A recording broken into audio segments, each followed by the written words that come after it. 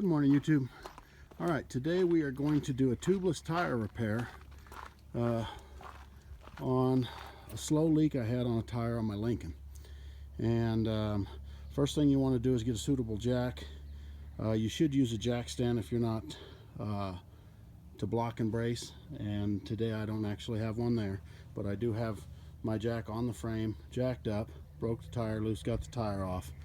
And once you get the tire off, you want to look for the source of the leak, which is usually a nail or a screw or something along that line.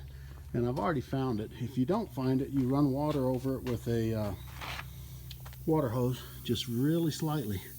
But you can see here that the nail, it's actually a screw. And what I did, I took a little screwdriver and I worked that head up so that I could get a grip on it. And then now when I pull it out, there it is, little screw. You can hear that air coming out. So the next thing you do is you get a tubeless tire repair kit, and you can get these Walmart or Tractor Supply or just about anywhere anymore. And I really recommend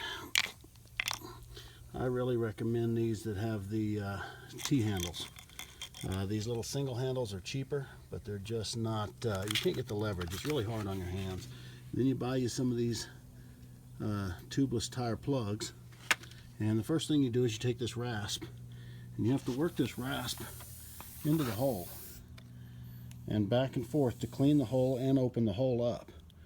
And for that, you want to put on a pair of gloves.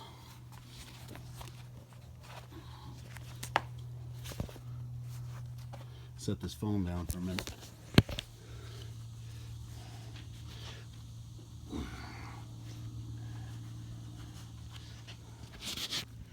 So you gotta get the gloves on so that you can handle the rasp. And on truck tires, 10-ply and stuff, it's really tough to get it started. A lot of times it helps to air down, so you let the air out of the tire even more if it's not completely flat, and then you work this up and down.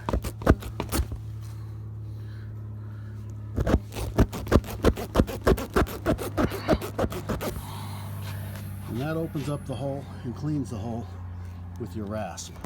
Now, just a little tip, do not touch the end of this rasp, the metal portion, when you take it out. It might have steel on it, but it's also always going to be hot from the friction going back and forth.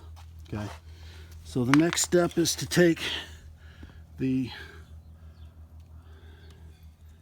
there we go, take the other T-handle that has the lacer on it. I'm calling it a lacer, I don't know the technical term. And you get one of these plugs, and you thread it through there like a needle. That would be better, a better term would be a needle.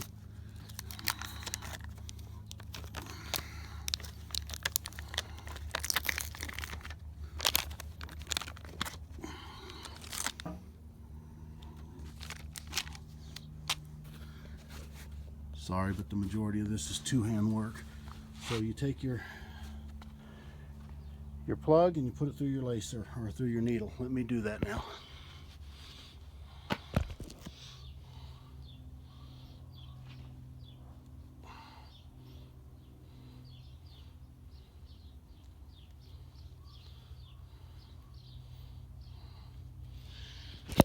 Okay, and if you have trouble getting that started, you might need to use a pair of needle nose or some type of pliers to actually get it started and help pull it through. Then you line it up on the hull. A lot of times I put the gloves back on for this so I don't bruise my hands. You push it in. But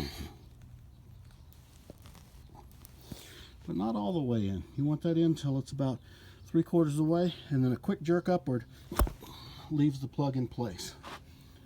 Okay, so next step is to air your tire back up. You have to have some means of air in the tire. And then you pour water over it to make sure that you've sealed the leak. So we're going to air the tire up real quick.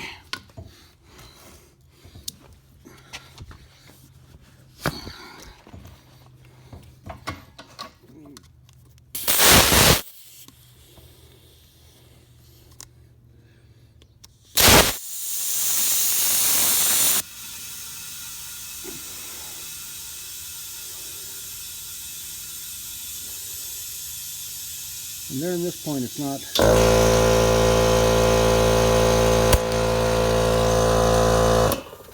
during this part, it's not so important to check your proper tire pressure, but you do need to get stick in there and then double check to make sure that you're sealed. If you're not sealed, some large holes like on ATVs and stuff, you can put 2 plugs in. It's not necessarily recommended, but it's cheaper than buying a new tire. And you add a second plug and get to where it's filling. On a radial tire like this, where I would be putting it on a car, what I would do is, if it won't reseal, is pull it and put a new one in. Now sometimes these plugs are right around in your toolbox and they get a bunch of crap on them and dirt, and they start to lose their stickiness. You can see there's lint and stuff caught on this one.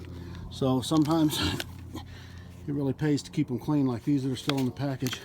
Nice dark black, still clean. So if I had trouble with one sealing, I would use one out of there. So once you get your air in your tire, take your water, and you can use a water hose if you need to. Sometimes with a lot, that's what you want to do, but it's also pretty easy to see.